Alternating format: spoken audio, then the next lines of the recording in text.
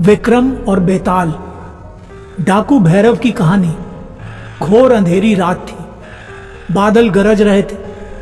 ठंडी हवा के साथ हल्की हल्की बारिश हो रही थी। जंगल के भीतर से साईं साईं की डरावनी आवाजें आ रही थी। जंगली जानवरों की दहाड़ और अदृश्य आत्माओं की हंसी गूंज रही थी। बार बार बिजली चमकने पर भयानक चेहरे दिखाई दे जाते थे, लेकिन राजा विक्रमादित्य तनिक भी विचलित नहीं हुए।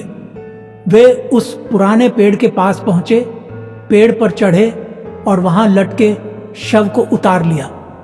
उसे अपने कंधे पर रखकर श्मशान की ओर चल पड़े। तभी शव में बैठा बेताल बोला, राजन, इस घोर अंधेरी रात में भी तुम निर्भीक होकर अपने कर्तव्य का पालन कर रहे हो। तुम्हारी यह निडरता धर्म और न्याय में विश्वास का परिणाम है। पर कई शासक धर्म और न्याय का पालन करने के बावजूद कहीं न कहीं मन की कमजोरी के कारण गलत निर्णय कर बैठते हैं। ऐसा ही एक किस्सा मैं तुम्हें सुनाता हूं। डाकू भैरव की कहानी। डाकू भैरव की कथा। बहुत समय पहले मंदार प्रदेश में मणिध्वज नाम का एक न्यायप्रिय राजा राज करता था। उसका शासन कठोर था। चोर का हाथ काटा जाता था, डाकुओं को फांसी दी जाती थी। फिर भी जंगलों में डाकुओं का आतंक बना हुआ था। सीमा के पास घने जंगलों में एक कुख्यात डाकू रहता था, भैरव। वह बचपन से ही डाकू बना दिया गया था और लूटपाट में माहिर था। एक दिन उसके साथी एक साधु को पकड़ लाए। भैरव ने जान लिया कि वह साधु सच्चा है, जासूस नहीं। उसने साधु को जंगल में रहने की अनुमति दे दी और साधना के लिए सब व्यवस्था कर दी। साधु ने भैरव को समझाया, लूट और हिंसा पाप, अपना जीवन बदलो।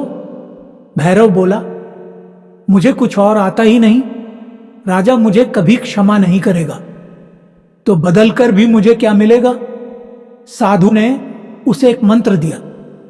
इस मंत्र से तुम शिशु बन जाओगे और नया जीवन शुरू कर सकोगे, लेकिन फिर पुराने भैरव नहीं बन पाओगे। राजा का निर्णय। एक बार राजा मणिध्वज के सैनिक धन लेकर पड़ोसी राज्य जा रहे थे। वे रास्ते में लुट गए और भैरव पकड़ा गया। राजा ने उसे फांसी की सजा सुना दी। कारागार में बंद भैरव ने साधु का मंत्र जपा। अगली सुबह जेल में एक नवजात शिशु मिला। उसी के गाल पर वही काला तिल था। राजा के दरबार में चर्चा हुई। एक मंत्री बोला, यह वही डाकू है, इसे फांसी दी जानी चाहिए।